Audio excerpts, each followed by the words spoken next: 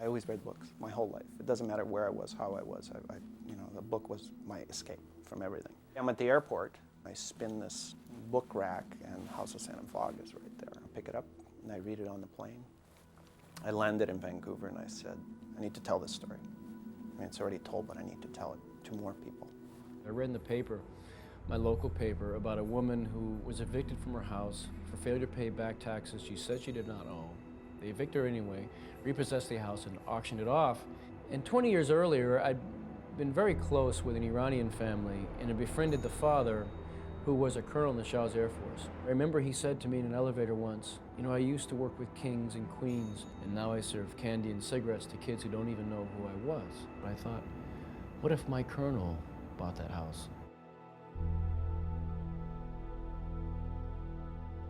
A lot of people called. It was really when I talked to Vadim Perlman that I really felt he understood the deeper resonance of the story. I love the way when I called you and I said, hey, I think we're going to be making a movie. I said, oh yeah?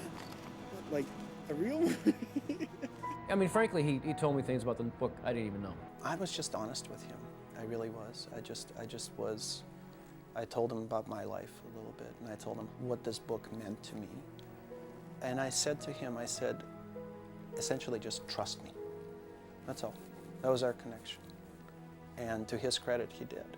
And I just knew I made the right choice with that guy.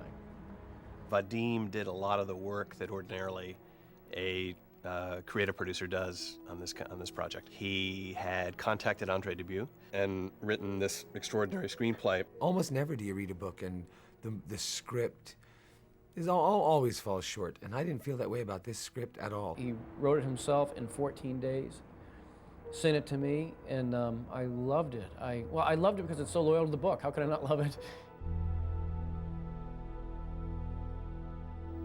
My wife actually sent Ben Kingsley this book 3 weeks after it came out without my knowing. This was 3 years ago. I came home from work and she said, well, I sent Ben Kingsley your book today. I said, what? She sent me her husband's novel, The House of Sand and Fog. And the letter read that her husband had always had in his mind a silhouette very similar to mine. Barani and you, there's a connection. That's what his wife said. They are physically alike.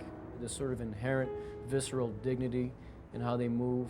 Both small men, but large of spirit and presence. When I first contacted Sir Ben about playing the part, he said, I already read it. And I said, really? And I already had a script. I said, you read the script? He goes, no, I read the book. Andre's wife sent it to me just when it was published.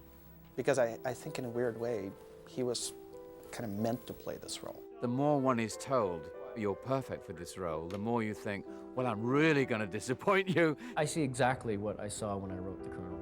Sir Ben is born to play any role. He's such a terrific actor, but in this particular case, it fits him like a glove. There's a role on the page, there's no character, and I have to turn that role into a character. Working with Sir Ben has been a great experience, and I have learned a lot from him. Sir Ben is the actor's actor. He can act with his eyebrow, with the twitch of his eyebrow, and it says everything.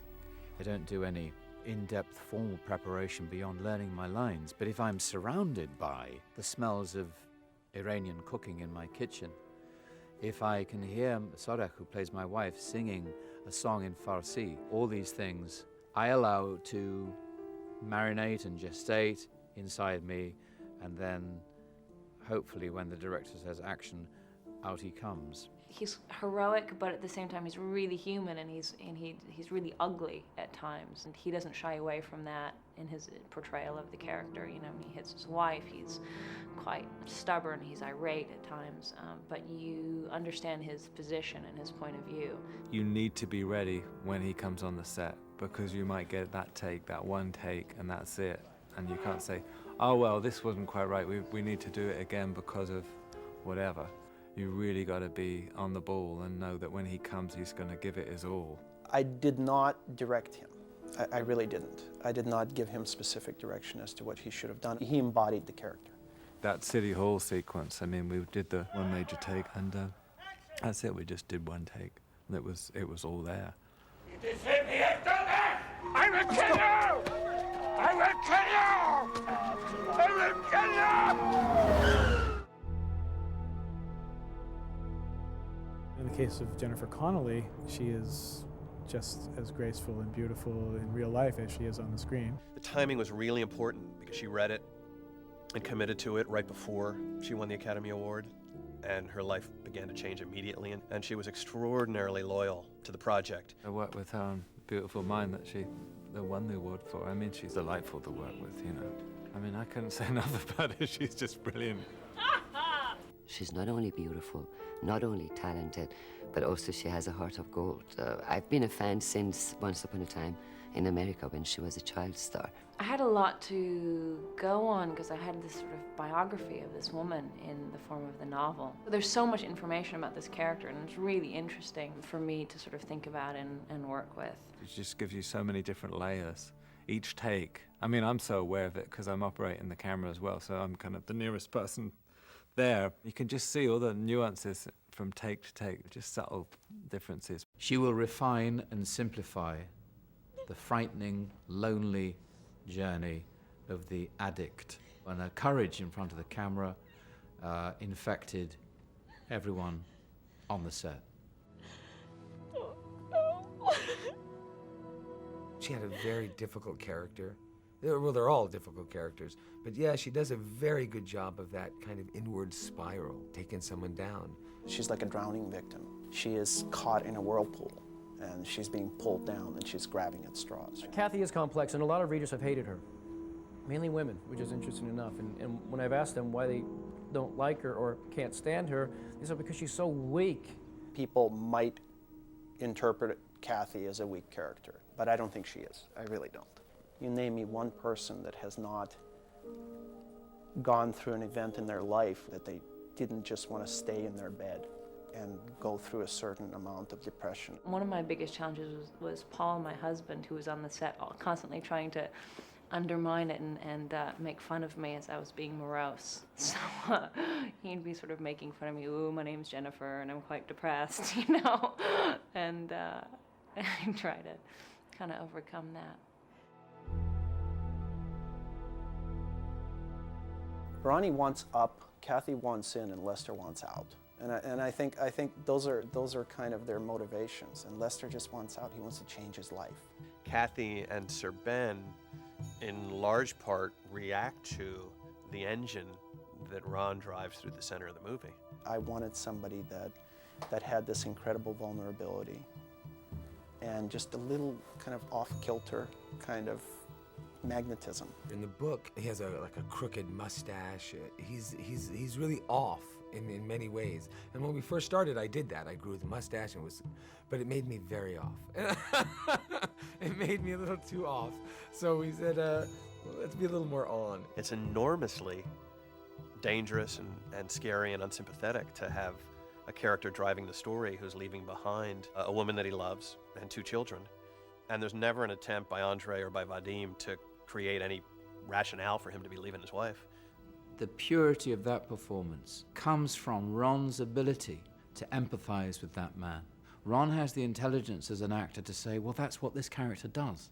Sir Ben and I really worked a lot the same way, and it was just so much fun. It was, for something that was such a hard movie, we had so much fun. He's playing a man just like my nobleman, making a series of catastrophic, petty mistakes, and they add up to terrible tragedy. There's many times in the story where if one person, and every person has a shot, if they would just take a breath and take a different choice, the whole house of cards would fall down. Shorey was the first person that we cast after Sir Ben and Jennifer, and we had begun looking at Iranian actresses. She was a huge star in Iran before the Shah was forced out of Iran, and many of them had to leave. I myself came to this country as an immigrant and witnessed many, many adjustments that one has to make to start a new life. When she came here, she got offered all those terrorist roles, and she just hated it. She hated doing them, and she completely dropped out of it, and she went into theater and stayed in theater until she was just found. We brought her in, and she read, and we cried, and we took that tape, and we sent it over to DreamWorks that morning, saying, this is crazy, but we want to cast the first person that we saw. And they put that tape on in one of their staff executive meetings, and they cried. And they called us up and said, "You probably should cast this woman." She's really good. I thought she was really, just really lovely. She has her own journey from that woman. You can see her with a huge cultural perspective. Once we got Shore, it really felt like whatever else happened in this movie, we had a beachhead in an authentic Persian world. In that sense, she kind of became like a real center for the movie. I have put a lot of what I had as an Iranian immigrant, my culture, my socio-political beliefs and things like that. I've attributed all those things to the movie. When she found this role and when she came in for that audition, I think she felt like she'd been passing up 23 years of roles for a reason, and it was so that audiences could discover her as Nadi.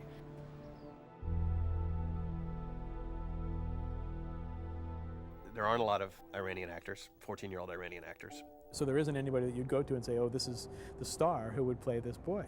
So there was a long casting process. I cast a boy, this other boy from Detroit, who was Middle Eastern also, and he had the right look, but he didn't have the right charisma. But he had to find a boy who he felt had the inner qualities that he could mold into the character of Esmail. So 4 days before we were to shoot our first day, which included Esmail, I came to the producers in the studio. I said, look guys, let's switch him.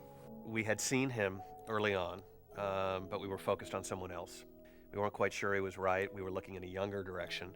And the night before we started shooting, we sort of went back through the tapes and realized that we passed him over. I feel very lucky that I got this role. I actually found out about it from a good friend. He heard about the auditions and thought that I would be good for the part. It was not a very good audition on the tape. That's why I passed him by the first time. And I said, bring this kid in. He had no real acting experience. I mean, he had done a high school play or two. And he came in the night before we started. And Shore, who played Nadi, came as well, just to see if she could connect with the kid. And he came and he was wonderful. Boom, he's getting his hair cut, and boom, he's in makeup, and boom, he's on the set.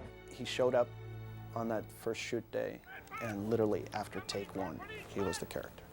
My name is Ismail, not Ishmael. One of the most gratifying things about making the movie has been watching him grow into himself as an actor. Working with Sir Ben and Jennifer and Shohreh and Ron has been just amazing. They're all amazing actors. I have so much to learn from them, and they're teaching me so much throughout the whole experience. He is a promising young actor. I believe if he chooses to become an actor, he would be a successful one. Professionally, it's his first feature. He'd done a number of commercials before that. I somehow got sidetracked into these commercials, and they became a living. But I always wanted to make films. It's very different working on something like this. It's such an intense piece of drama that you're not really making it through the shots. It's more like doing a documentary where you see the scene staged and then you work out where you're going to be with the camera. I remember going into the movie and I storyboarded quite a bit of it. And I think after the first day, I just took those storyboards and threw them in the garbage. We didn't need storyboards, we just felt it. It was jazz. This is much more organic than I think he's used to working with, you know, but he learns quick.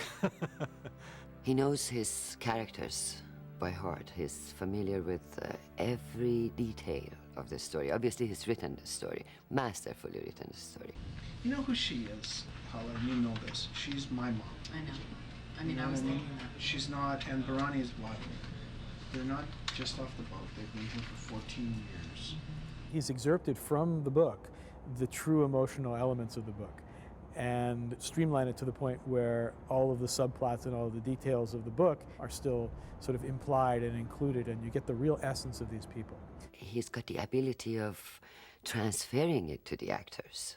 The most important part of all when you're working with actors. He's a great director. It's been a great pleasure working with him. Aside from my work in Shakespeare, whom I thrill to, that man's genius, I haven't really encountered a tragedy this adult, this mature, this strong, and with this poetic capacity to look into the abyss.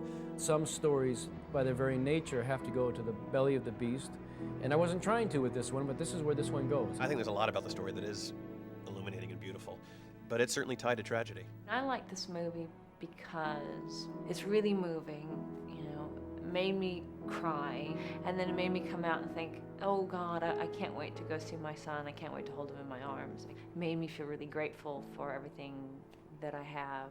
The horror of life and the horror of death, I think if you grieve and you grieve vicariously, helps you with your own grief. In a funny kind of way, people like to watch tragedies. Anytime there's any slightest disaster anywhere in the world, it's the headlines to CNN. Tragedies only work if there's great life force and great passion going on. Otherwise, it's just a bunch of people moping about, and who cares? I'm hoping that it'll make people think. I really do. But more than that, I'm hoping that it'll make people feel. I want them to be moved. That's it.